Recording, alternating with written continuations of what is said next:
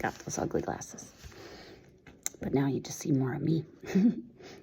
It's been a rough 2 weeks, but I've learned the power of sharing and not allowing this burden to overwhelm you. The way that you do that is by allowing people to know about your struggles and your pains. When people don't know, they make assumptions, they make judgment calls, because it looks so easy when you don't share what's going on.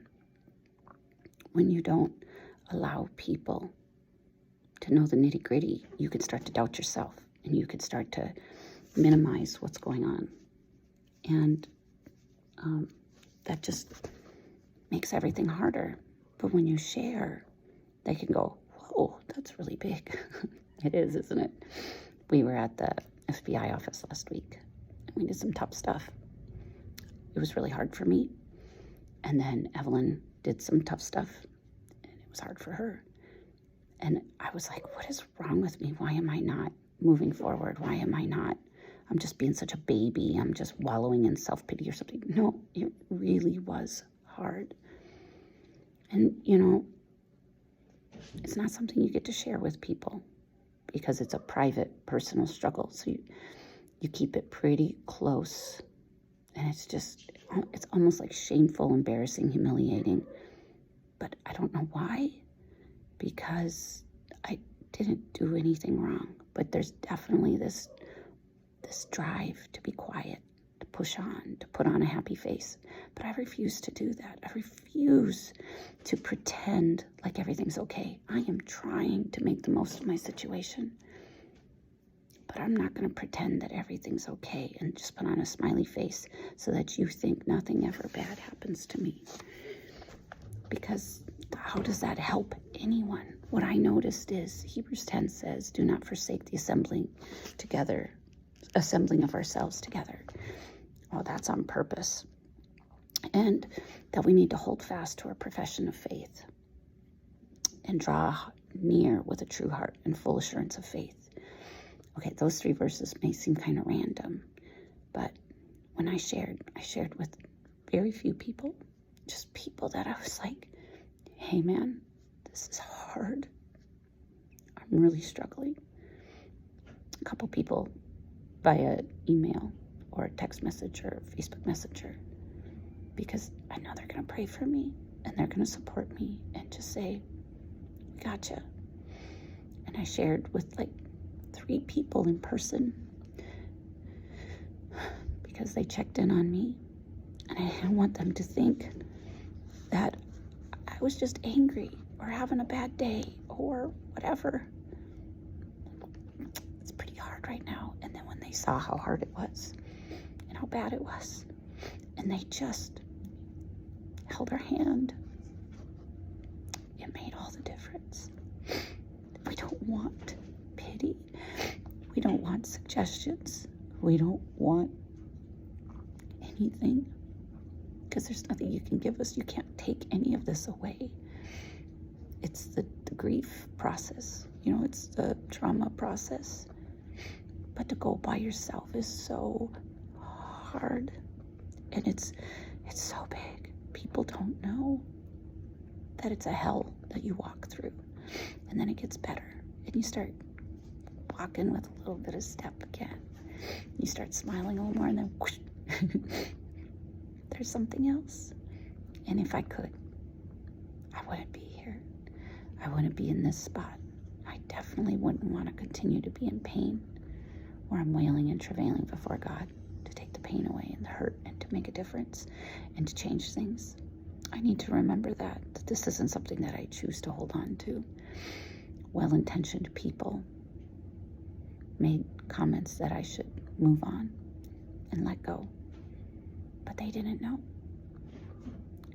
Those words are forever playing in my head, and that pressure, I know what it looks like to the outside world, but you don't know what I was asked to do last week, and I wonder how you would handle it if you were asked to do that for your child.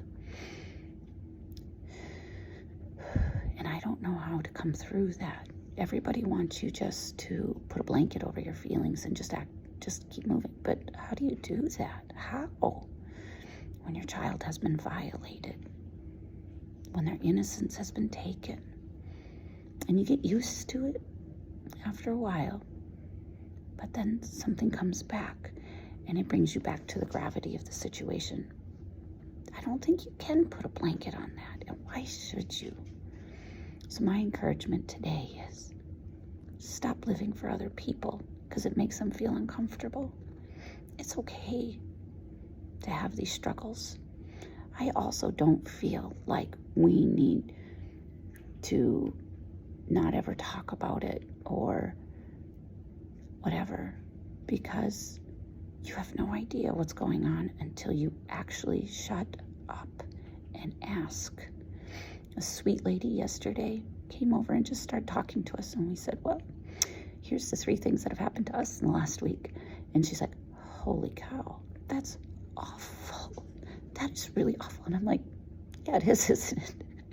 So I'm not trying to be mean. I'm just struggling. And then I told her about how people were telling me that I just need to move on.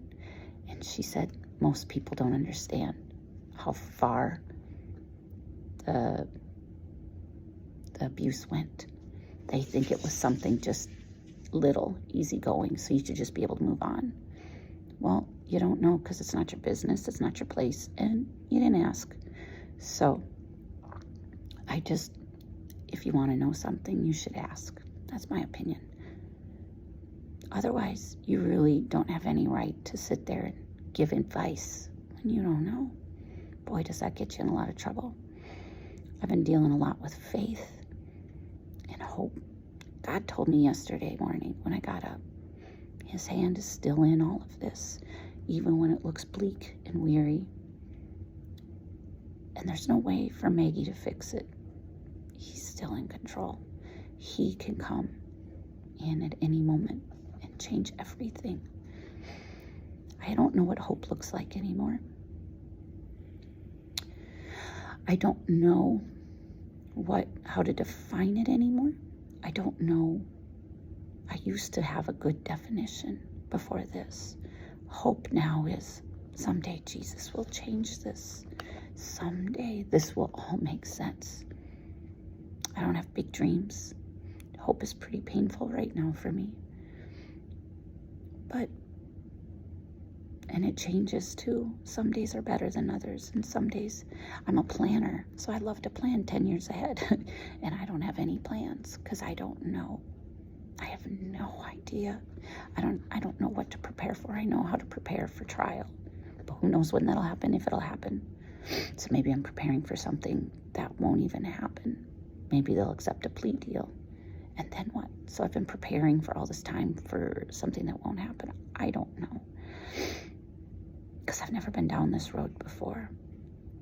And that's really hard for someone who grew up in a dysfunctional family, who prepares for every kind of situation.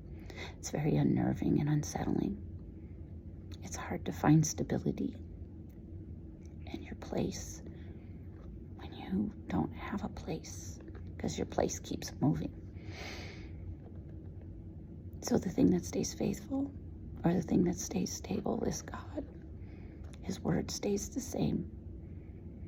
Other people have been through really rough things, harder things, and they've made it through. And I think that's